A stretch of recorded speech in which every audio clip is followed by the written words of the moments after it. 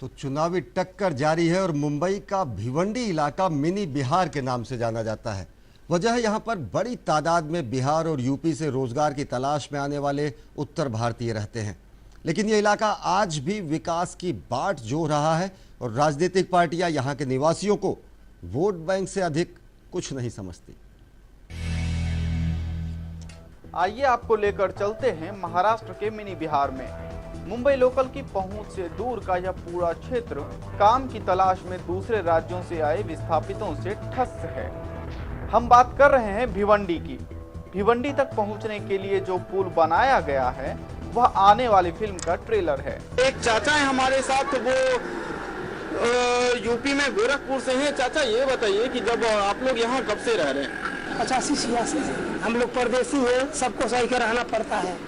होली में न पानी की व्यवस्था है, न लाइट की व्यवस्था है। भाड़ा लेते हैं लोग 1000 रुपया, 1500, 2000। हर चीज की व्यवस्था यहाँ सही नहीं है, लेकिन हम लोग मजबूर हैं। जब इलेक्शन आता है, जब खड़े हो जाएंगे कि हमको दो, क्या कमी है वो बोलो, फिर 5 साल भूल जाएंगे।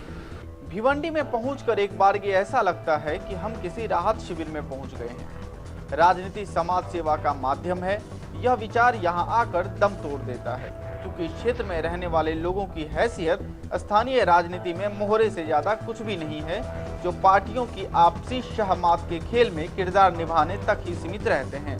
राजनीतिक लीडर जो है सिर्फ पैसे वाले को चाहता है। जब पैसे वाले जिसके पास है उसको पद मिलता है। और बिहार के जो लोग हैं ना, उसको मजदूर वर्ग के ज्यादा लोग हैं, बिजनेसमैन कम है। इसके लिए थोड़ा दिक्कतें आती है। हालांकि ऐसे भी लोग हैं जो आए तो थे यहाँ कमाने खाने, लेकिन राजनीति के मोह से दूर न रह सके। देखिए, बिहार से आया मैं रोजी रोटी की तलाश में, और महाराष्ट्र की धरती को मैं 100 बार प्रणाम करता हूँ जो यहाँ पर मैं हमको रोजी रोटी मिला। और यहाँ पर मैं जो महाराष्ट्रियन भाई है उनसे मेरे को कोई तकलीफ नहीं है। बगल में दिखाएंगे आपको कैमरामैन। देखिए उधर पावर लूम है, जहाँ ये लोग काम करते हैं, और फिर जो उससे जो कमाई होती है उस आधार पे इनका यहाँ पर भरण पोषण होता है। यहाँ के लोग हैं जो यहाँ पे काम करते हैं, उनसे हम बात करेंगे। आप बताइए कि यहाँ पे गंदगी बहुत ज्यादा है, ऐसे में कैसे आप लोग रहते हैं? या बिहारी हो या कोई भी व्यक्ति हो, कम से कम इंसानियत के नाते जो है उसका साफ सफाई कौन ख्याल रखेगा। तो हम लोगों को ऐसा भी होता है कि देखते हैं इलेक्शन के टाइम में जैसे भी बिहारी भी खड़ा होता है तो वोटर लिस्ट में नाम नहीं है, क्या नहीं है, ये नहीं है, वो नहीं, काट देता होगा। इधर पूरा कचरा वैसे है। आधा रोड बना लिया, वही वार्ड इधर भी है और उधर भी है, उसमें बना दिया आधा, जहाँ तक नेता लोग रहते हैं उधर छोड़ दिया। घर रहने का ठिकाना नहीं है, और यहाँ के जिसके को झोपड़ा है वो बोलता हम शेर हूँ। वो हकीकत बोले।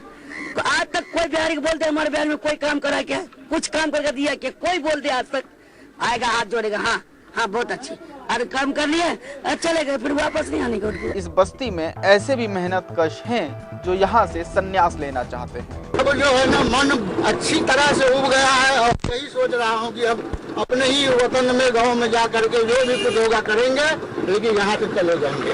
मुंबई के मिनी बिहार से, यानी कल्याण से सटे हुए इलाके से कैमरामैन अशोक गुप्ता के साथ मैं योगेश कुमार से, तो डीडी न्यूज मुंबई। और महाराष्ट्र और हरियाणा में चल रहे चुनावी घमासान के पल पल की जानकारी के लिए हमारे संवाददाता वहां पर मौजूद हैं। हम जुड़ेंगे मुंबई से अपने संवाददाता योगेश शीतल से, नागपुर से जुड़ रहे हैं शैलेंद्र मिश्र, और हरियाणा के जिंद से जुड़ रही हैं रमा त्यागी।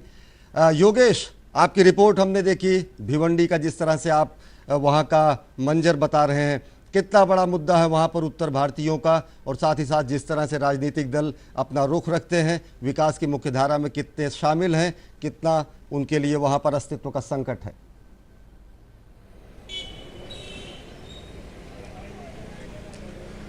शुक्रिया अश्विनी। देखिए, सबसे पहले जो भिवंडी का पूरा इलाका है, जिसको मैंने मिनी बिहार कहा था और जिसको वहाँ के लोग मिनी बिहार के नाम से जानते हैं, वह न केवल लोकल की पहुंच से दूर है, बल्कि जो मुख्य धारा की राजनीति होती है वहाँ उसका कहीं जिक्र नहीं है। जो वो मुद्दे हैं वो कभी राजनीति के केंद्र में नहीं आ पाए हैं, और यही चीज़ है जो कि वहाँ की बानगी के रूप में आप देख सकते हैं। भिवंडी सिर्फ एक बानगी है। अगर आप कल्याण से सटे या सबर्बन के बाकी इलाकों को देख लें, जैसे हम दिल्ली में देखते हैं, दिल्ली के अलावा जो एनसीआर के इलाके हैं, ठीक उसी तरह मुंबई में अगर सबर्बन एरिया को देख लें, चाहे वो कल्याण से सटा हुआ इलाका हो, भिवंडी हो, या भिवंडी के आगे के भी कई ऐसे इलाके मिलेंगे आपको जहाँ जहां बिहार के हों, उत्तर प्रदेश के हों, जो विस्थापित हैं या रोजगार की तलाश में वहां पे लोग आए हैं, उनकी इतनी समस्याएं हैं, तरह तरह की समस्याएं हैं, बुनियादी समस्याएं हैं, राजनीतिक प्रतिनिधित्व नहीं है, जो कि अपने आप में एक बड़ी समस्या है, क्योंकि अगर आपका कोई रिप्रेजेंटेटिव नहीं हो तो किस तरह की समस्याएं फेस की जाती है, भिवंडी को देखकर भली भांति समझा जा सकता है। हालांकि ऐसे समय में अब अगर मुद्दों की बात करें तो चुनाव में यह मुद्दा नहीं बन पा रहा है।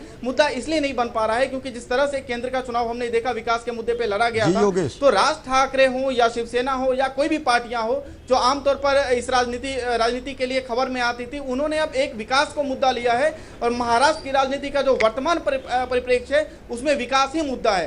तो जाहिर सी बात है विकास बेहद संक्षेप में भाजपा ने आज घोषणा पत्र, दृष्टि पत्र जारी किया है।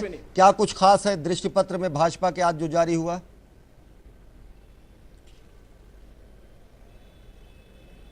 भारतीय जनता पार्टी जब घोषणा पत्र जारी कर रही थी तो हम भी वहां पे थे।